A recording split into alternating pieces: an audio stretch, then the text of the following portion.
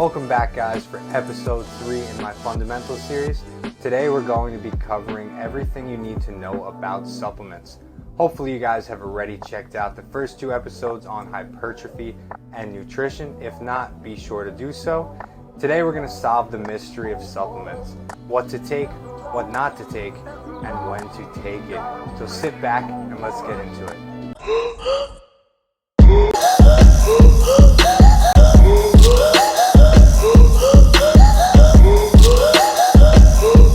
So first up, let's talk about creatine. So a common question I always get is, when should I take my creatine and what is it actually going to do for me? So let's get into it. When you should take your creatine doesn't really matter as long as you are consistently taking your 5 grams per day. That's usually 1 serving or 1 scoop of any common creatine product. So what it's actually going to do is saturate the level of ATP in your muscle cells as well as keeping them hydrated. So your muscle needs ATP in order to produce a contraction through the Krebs cycle. In order for us to perform optimally, we need ATP, muscular energy, to keep pushing in the gym and increase our weight, increase our load, increase our endurance. So getting to it, the benefits of taking creatine, it's going to help increase the rate of muscle growth. Now, it's not building muscle from doing nothing. It's going to indirectly help us with muscle growth by improving our endurance while resistance training, improving our ability to recover, and it's going to help us handle some heavier loads. So by doing more reps, more sets, more effective reps in the gym, producing greater contractions while we're training, we're going to be able to gain a lot more muscle. So with that, let's get into number 2 of my top 5 supplements.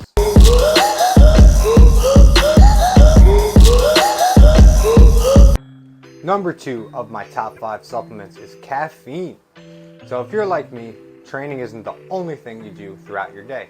You're either at work, taking care of your family, playing with the dog, doing whatever you do on a daily basis. So when should you take caffeine? Anytime you need it. So I suggest taking some kind of caffeine supplement before you work out or right in the morning. So what it does is it's going to stimulate your central nervous system. This is going to help wake our brain up, wake our muscles up, gives us a better pathway to connect our mind to muscle, generating that mind to muscle connection in the gym. So some benefits of using it is, obviously we're going to have increased energy while we're training. So if you have more energy to train, you're going to have a more productive workout. It's also going to improve our cognition and focus. So we're going to be able to zone into our sets a little bit better, really feel that mind to muscle and really grind out every rep that we could have gotten that day. Now, if you're someone in a fat loss phase, it's actually going to help curb your appetite. It is also going to increase our body thermogenesis. So we're going to burn a little bit more calories throughout our entire day just from taking caffeine. This is one of the only supplements that is proven to help us burn more calories, unlike all the fat burners that are out there. So with that, let's get into number 3.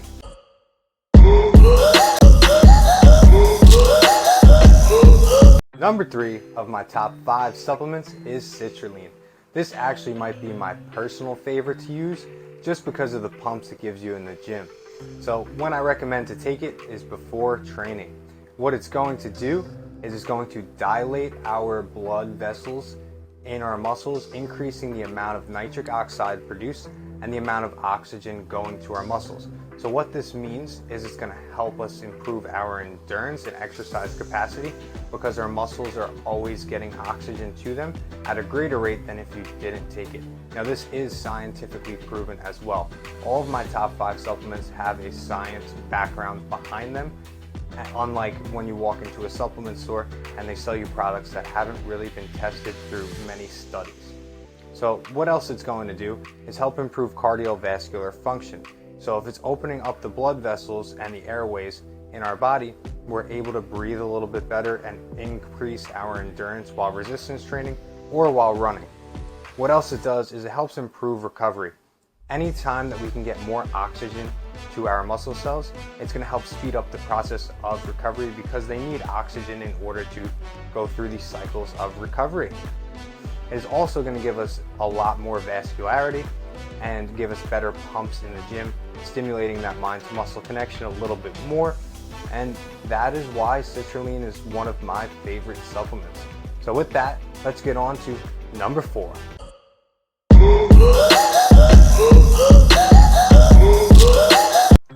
Number 4 on my list is protein.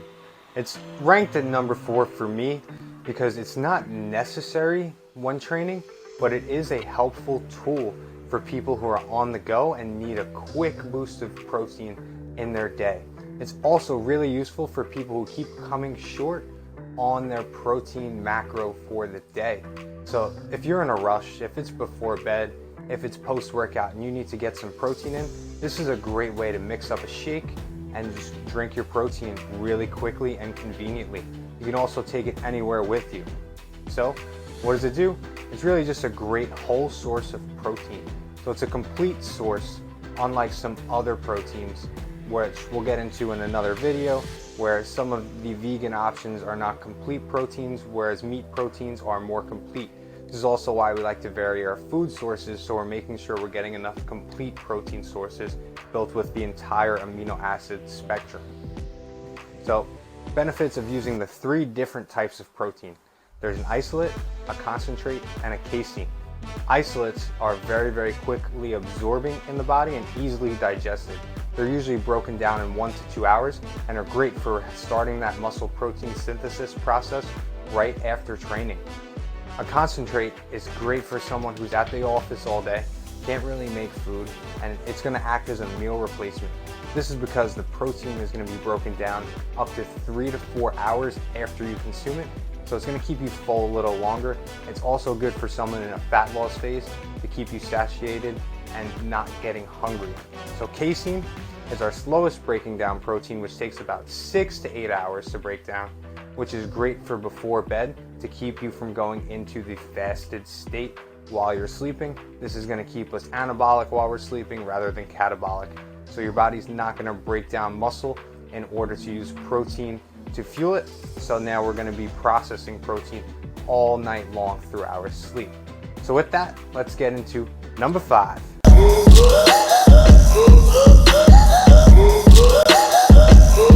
Our last supplement we're going to be covering in depth today is yohimbine. This is one of my personal favorites that I take in my stack daily. It is great for a fat loss phase, and I recommend you take it in the morning or pre-workout.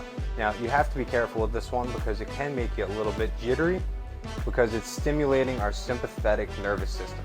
So that's going to have our body increase production of epinephrine and norepinephrine, which is our fight or flight system.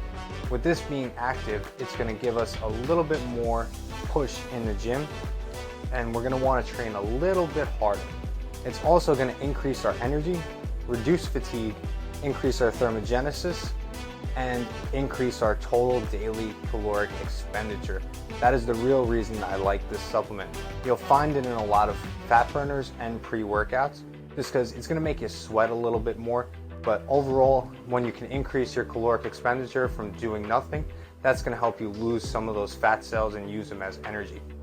So whether you're walking around during the day, sitting at your desk, you're going to be burning more calories than if you were just at rest without taking yohimbine. So with that, let's get into a couple of honorable mentions. Let's touch on a couple other supplements.